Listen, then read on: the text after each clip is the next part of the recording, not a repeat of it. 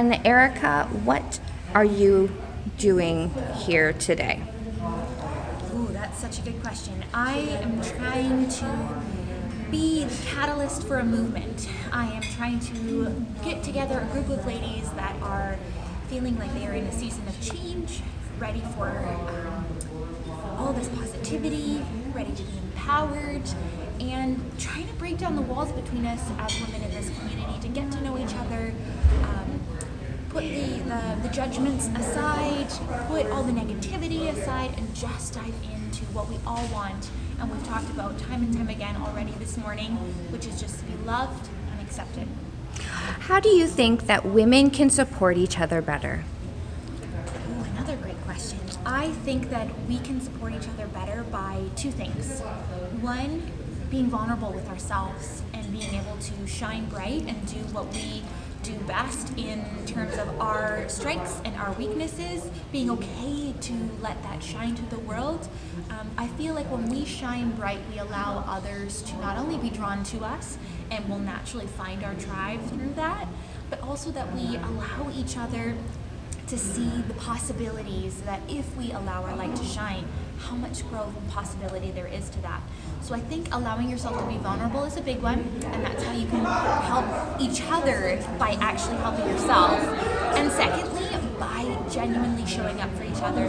So when you do make those connections, to dive into the investment and check in on your friends and to make sure that you hold yourself accountable to let them know that you are there for them in whatever way they need.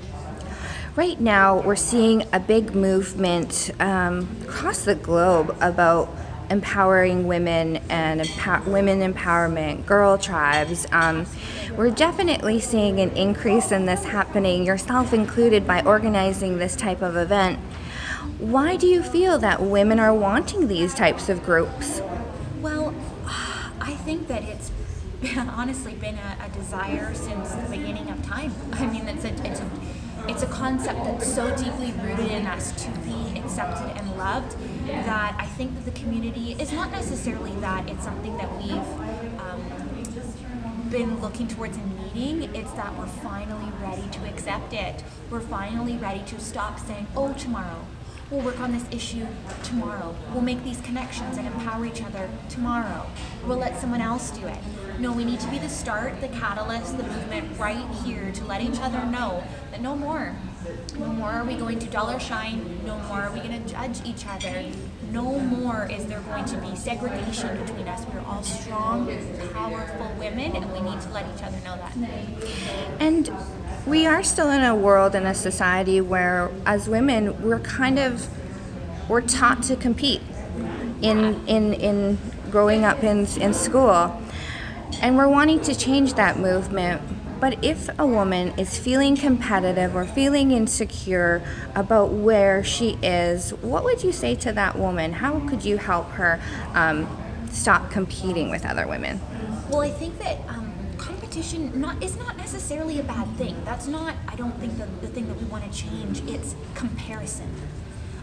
Competition in its sense of one, I think the root of the word competition in the sense of bettering yourself and looking forward to a goal, there is absolutely nothing wrong with that. But it's when we compare ourselves without having all the facts. You know, we're comparing ourselves to each other on social media and all of these avenues where we're not being able to actually dive into getting to know each other and all of our struggles, because I think that if we really knew deep down what all of us is going through, we're all on the same level. So if you feel that you're in a place of competing, or if you feel that someone is competing with you, that might be the perfect opportunity to either look within yourself and maybe understand why you're trying to compete with somebody, A, or B, if you see somebody that is trying to compete with you, diving in with them and letting them know that they are beautiful exactly the way they are and strong and powerful exactly the way they are, that they won't need to compete. They won't feel this sense of being small. If you allow yourself to shine bright and encourage them to, there won't even be a need to compare or compete. You talk a lot about being vulnerable and being open and real and honest. What are ways that women can do that? Well, I think being vulnerable, an easiest way is a thing that I try and do in my life all the time is not take myself too seriously.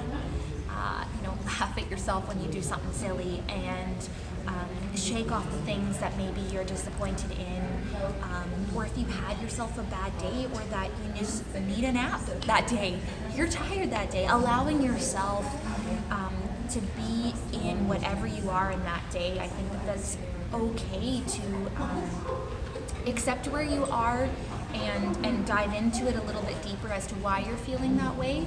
But vulnerableness is about not being afraid to show exactly who you are, whether it's style or how you act or the things that you're interested in. Don't be afraid of that. Don't hide who you are. You don't have to look a certain way. You don't have to speak a certain way. You do not have to fit into a square box. Be exactly who you are and celebrate that. That is the essential part and foundation of being vulnerable. Don't be afraid to be who you are. And if you're not sure who that is right now, that is okay too, because that's the season you're in. It will come. Allow yourself to be open and it will come. Why did you create this event? And as we wrap things up, can you tell us a little bit more about your event? Absolutely. So I created this event. I think we touched on just the aspect of just community and starting this movement. I want this event to be only just the stepping off point. I really want to create a community starting with this event and allowing it to be a place where people can share their all of their trials, tribulations, their successes. I want it to be, a movement is the only word I can think of, where I want it to be a snowball effect. I want us to be the stone at the top of the mountain right now, and the rock to only get bigger and stronger and faster down the hill, so that this movement feels like it's no longer a movement and more the norm. It's kind of my goal, is I want the movement to be so strong and within so many people that it feels like normality. So for me, I think that this event, having all of the women here and kind of diving into their personal trials and tribulations, allows other people to connect with them and see that they're not alone. That was a big reason of this weekend as well. And I honestly want this event to be, like I said, the step off point. So it is going to be a semi-annual event.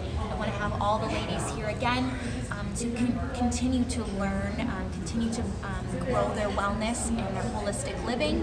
And I think that the event is only going to grow in the future. Thank you so much.